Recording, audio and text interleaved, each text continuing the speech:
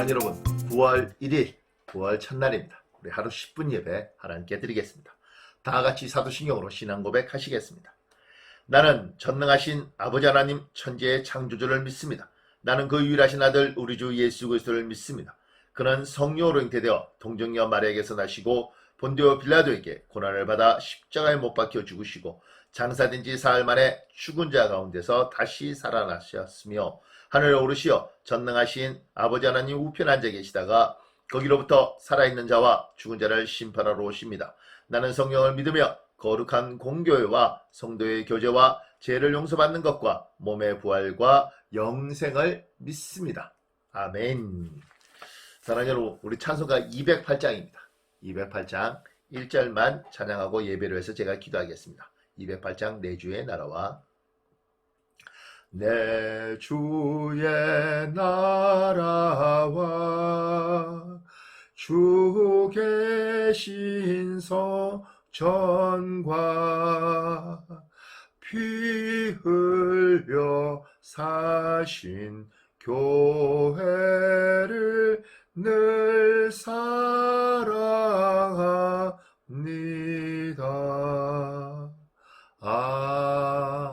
아멘.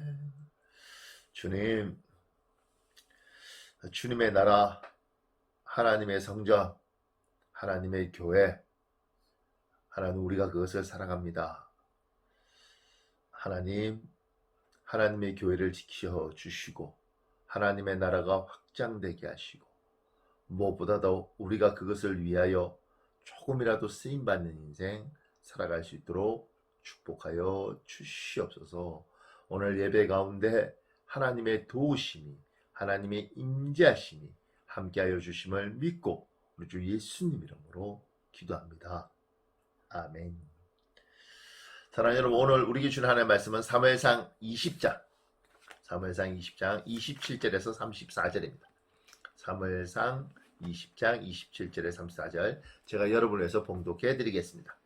이튿날 곧 그 달의 둘째 날에도 다윗의 자리가 여전히 비었으므로 사울이 그의 아들 요나단에게 묻되 이세 아들이 어찌하여 어제와 오늘 식사에 나오지 아니하였느냐 하니 요나단이 사울에게 대답하되 다윗이 내게 베들레헴으로 가기를 간청하여 이르되 원하건대 나에게 가게 하라. 우리 가족이 그 성읍에서 제사할 일이 있으므로 나의 형이 내게 오기를 명령하였으니 내가 내게 사랑을 받거든 내가 가서 내 형들을 보게 하라 하였으므로 그가 왕의 식사 자리에 오지 아니하였나이다 하니 사울이 요나단에게 화를 내며 그에게 이르되 패역부도한 계집의 소생아 내가 이세 아들을 택한 것이 내 수치와 내 어미의 벌거벗은 수치됨을 내가 어찌 알지 못하랴.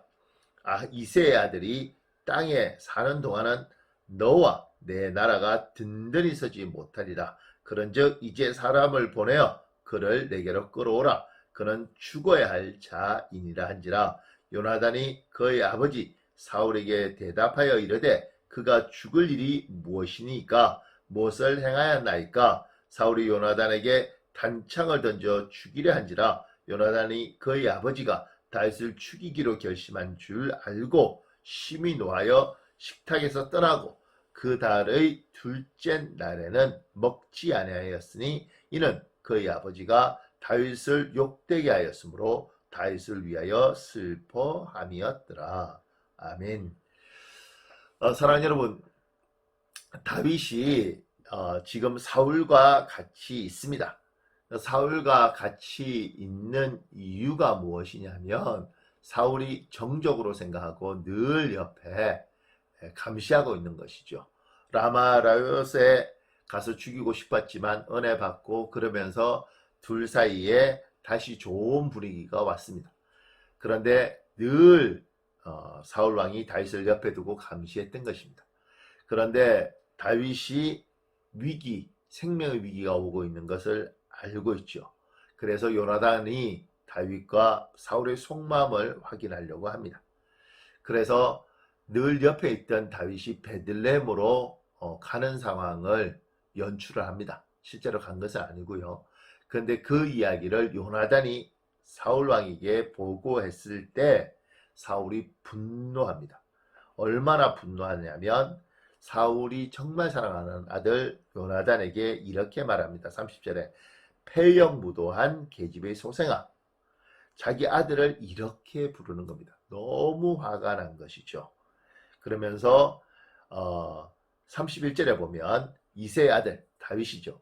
다윗이 땅에 사는 동안은 너와 내 나라가 든든히 서지 못하리라.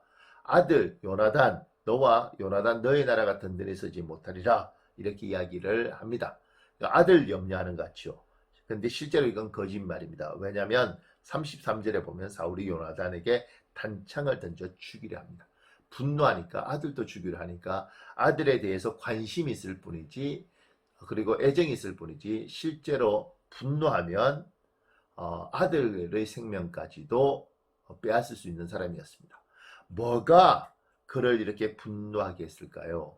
그게 지금 31절에 이세 아들이 땅에 사는 동안 너와 내 나라, 정확히 말하면 요나단이 아니라 내가 세운 나의 나라, 그리고 내 자식들이 가져야 될 우리 집안의 왕의 자리, 왕위가 위태롭다는 겁니다. 사울의 모든 인생의 관심, 초점, 그리고 어떤 일을 결정할 때 기준은 무엇이냐면 왕의 자리였습니다. 자기 집안의 왕이 되고 자기가 왕이 되고 이스라엘을 통치하는 그것이 사울 왕의 최고의 관심 분야, 가장 중요한 기준이었습니다. 우리 요한복음으로 잠시 가보면 요한복음 21장에 예수 그리스도께서 부활하시고 베드로를 찾아오시죠. 그리고 묻습니다. 요한의 아들 시몬아, 내가 이 사람들보다 나를 사랑하느냐? 주님의 관심이 베드로에게 주님이 어떤 관심을 가졌냐면 너의 관점, 너의 중심, 너의 기준은 뭐냐는 거예요. 근데 그 기준이 뭐냐면 네가 나를 사랑하느냐예요. 그 말에 베드로가 이야기하죠. 주여 내가 주를 사랑합니다. 주님이 아십니다. 하나님은 그때 사람을 씁니다. 베드로에게 그때 일을 맡기십니다. 하나님의 관심은 너는 기준이 뭐냐는 거죠. 너는 나를 사랑하느냐? 내가 너의 최고 관심거리냐? 내가 너의 기준이냐? 이렇게 물을 때 사울 왕이 왜 왕의 자리를 유지하지 못하게 되었느냐면 사울의 관심은 하나님이 아니었습니다. 자기의 왕의 자리였습니다. 자기의 왕 자리를 하나님이 아니라 어쩌면 다른 신이 준다면 몰렉이든 그리고 거기에 있던 아세라든 바알이든 다른 신들이 준다면 그는 그 신을 섬겼을 것입니다. 그 자리를 지키겠다면 하나님과도 등질 수 있는 것이 사울이었습니다. 여러분에게 질문하고 싶습니다. 여러분의 최고 관심거리는 무엇입니까? 우리가 예수를 믿을 때 너의 중심이 무엇이냐? 너의 기준이 무엇이냐? 예, 주님. 저희 기준은 하나님이십니다. 저희 기준은 주님이십니다.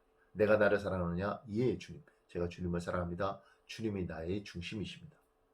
그때 쓰임받고 그때 복을 받고 그때 길이 열리는 겁니다. 그런데 우리는 말은 그렇게 하지만 사울왕도 말은 그렇게 합니다. 그런데 결정적일 때는 왕의 자리, 권력이 그 사람이 중심이었습니다.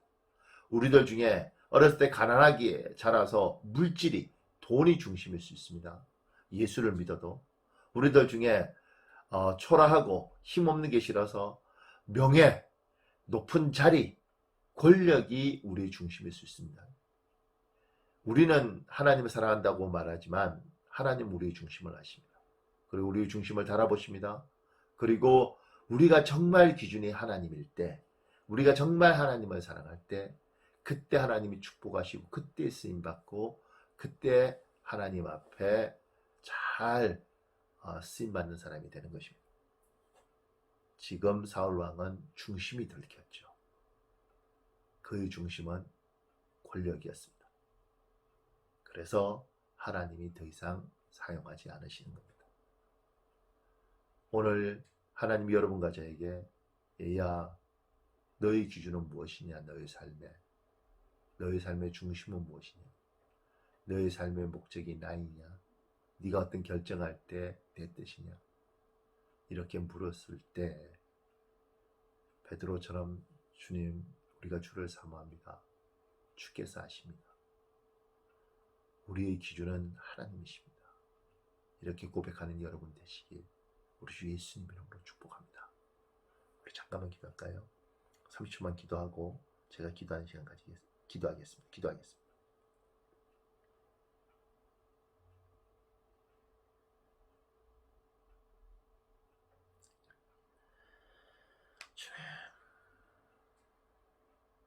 제가 기도하겠습니다. 전능하신 하나님, 오늘 예배하는 우리 모두는 마음의 중심에서 하나님을 흠모합니다.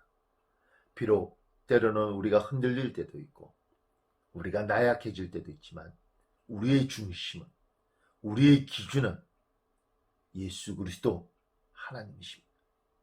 하나님, 우리가 하나님 앞에 중심을 드리오니 우리를 잘 사용하여 주시옵소서. 때로 우리 중심이 흔들릴 때마다 하나님, 우리의 기준을 명확하게 잡아주시고 하나님 기준으로, 하나님 중심으로, 하나님 초점으로 살아갈 수 있도록 도와주시옵소서.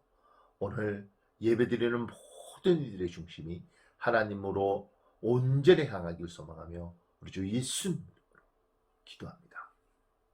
아멘.